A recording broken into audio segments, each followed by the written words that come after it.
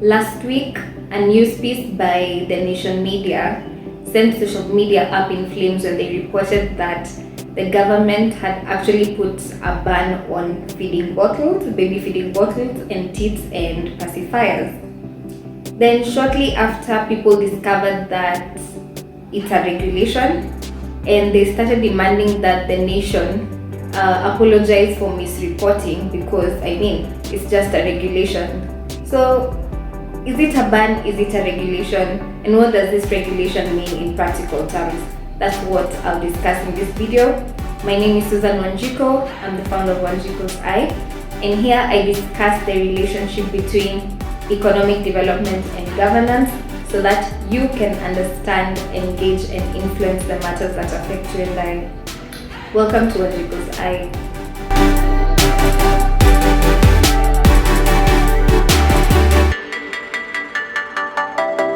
First, let me take this opportunity to introduce this series called In Passing, where I'll be discussing current affairs, but very briefly. So now we want to see, has the government actually banned baby feeding bottles and teats? Let's see. So the government recently introduced a new regulation into the Breast Milk Substitutes Act, or Regulation and Control, something like that, where they seek to regulate the labeling and promotion and advertising of baby feeding bottles, teats, and pacifiers. So that's the main focus of that. So it's expected that these regulations are going to be effective from the 28th of May 2022. And what this regulation seeks to achieve is, first of all, that Kenya wants to comply with the World Health Organization's Code of Marketing Breast Milk Substitutes, and especially to encourage mothers to exclusively breastfeed and not go for other substitutes like formula or maybe cow milk, because of the benefits that the breast milk has, the nutritional benefits that breast milk has to the infants, and also mothers get benefits as well from breastfeeding. For example, it's like a form of birth control, reduces the likelihood of postpartum depression, and also reduces the likelihood of breast cancer. Then it's also important to note that this regulation is coming at a time where the manufacturers of these breast milk substitutes have really been aggressively marketing their products. So sort of encouraging mothers to go for the substitutes like formula as opposed to breastfeeding. So that's what this regulation is trying to discourage completely, because the assumption is that whatever is put in those baby feeding bottles won't be breast milk. And that's not entirely true in this day and age, but anyway. So why did the introduction of this regulation send social media up in flames? First of all, it's very clear that there's a lot that they fail to consider, and let's begin with the mothers. Now, in the Kenyan context, the labor laws only support maternal leave for about 3 months, and I think paid maternal leave for 3 months. So I think anything beyond that would probably end up unpaid. So they haven't harmonized the other labor laws to allow mothers to exclusively breastfeed. The second thing is that even if now we have these labor laws that states that mothers can go for maternity leave for 3 months, a lot of the employment is in the informal sector. I mentioned that in one of the videos, in the demand and disposable income videos. So they're not really supported by these labor laws. So what happens now when the mother is not able to go to work, if she chooses to exclusively breastfeed for those 6 months? So is she going to go on unpaid leave? And you know that has economic implications for the household as well. Like, what if she's the sole breadwinner in that house, or if the proper functioning and survival of that house requires incomes from 2 people? So that's one consideration that they fail to take. Again, there are other things like, what if the mother is sick and she's not able to breastfeed, or what if the mother even loses her life while giving birth, or at some point during the nursing period the mother ends up losing her life. Other caregivers are the ones who are left to take care of this child. So the fathers, whether fathers, relatives, whatever. So it's failed to consider that those situations are a reality. And let's not kid ourselves, the alternative that they've given of using a cup and a spoon to feed a kid is not very convenient. Feeding from a bottle is convenient. So I think the approach that they should have taken was to educate caregivers and mothers on the benefits of breastfeeding, but not take away that choice entirely. So they were I think they were inconsiderate on that front, and they didn't think this through properly. So for starters, one of the requirements is that the manufacturer should give a warning that breastfeeding is best for the child on the feeding bottle, and also on the labels of on the packaging of the pacifiers and the teats. So the requirement is that it should be in English and Kiswahili, and there are also size requirements that it should not be less than 3 millimeters. So for the feeding bottle, it should read that breastfeeding is best, and breastfeeding is ideal for the healthy growth and development of infants and young children.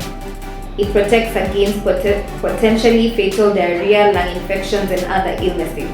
Then for the teats, use of teats can interfere with breastfeeding, and the use of pacifiers can also interfere with breastfeeding. So just looking at some of those samples, you can see that yes, they have given a warning in English, but the requirement is that it has to be in both English and Kiswahili. So you see, they don't meet the requirements. And also most of them don't meet the size requirements of more than 3 millimeters in that warning. So the second requirement is that teats and pacifiers should not contain any words that idealize the use of teats and pacifiers. So if you look at some of these samples, you can see the words like smooth silicone tip to skin, or closer to nature, which glorifies the physical attributes of the teats and the pacifiers, and glorifying their use because they're closer to nature. Why would you use them? The third requirement is that the teats and the pacifiers should not contain any words that compare the act of suckling the teat to the action, motion, or benefits of suckling the human breast, or physical properties of such a human breast. Now, if you look at some of these samples, you can see that they're comparing the action of suckling the teats and the pacifiers to that of suckling the breast, or the physical properties of the teats being compared to the breast. So for example, words like shaped like a breast, feels like a breast, or natural feed just like the breast, and relaxed drinking just like breastfeeding are all comparing the teats or the feeding using a teat being similar to that of breastfeeding. So what's the implication? Now, it's important to understand that all the baby feeding bottles and the teats and the pacifiers that you see are all imported products manufactured in another country. So the basic rule is if they don't meet those requirements that I've just shown you, the implication is that they won't be allowed into the country. That's if the government decides to be very strict and to enforce. We know that's not always the case at the ports. We hear of illegal things coming into the country, but just in the event that they decide to follow through with this regulation, that means that it's going to be a ban for as long as they don't meet the requirements. Again, it poses another challenge because you see most manufacturers produce in bulk for export to other countries. So majority of the time they'll only put English and the language of the country of origin.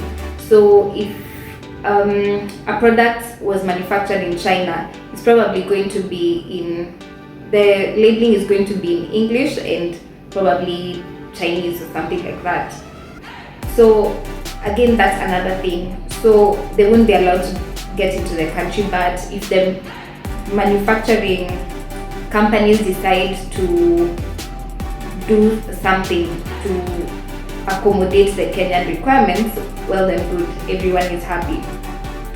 But at the same time, we also have distributors who are the ones who are responsible for bringing these imports into the country.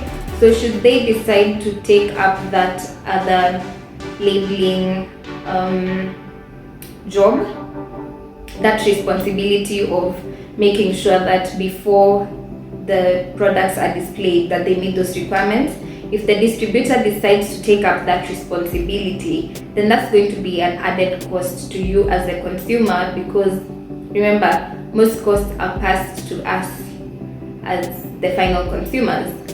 So yes, in effect, it's, in practical sense, it's a ban without calling it a ban. So it just depends on how strict they are going to be when enforcing all those things, because as you've seen, those regulations are quite tight, and I'm not very sure that there's a manufacturer who wants to start taking up that responsibility of just labeling for the sake of the Kenyan market. But anyway, who knows? So anyway, thank you for watching. As always, make sure you subscribe, and I'll see you in the next video. Cheers.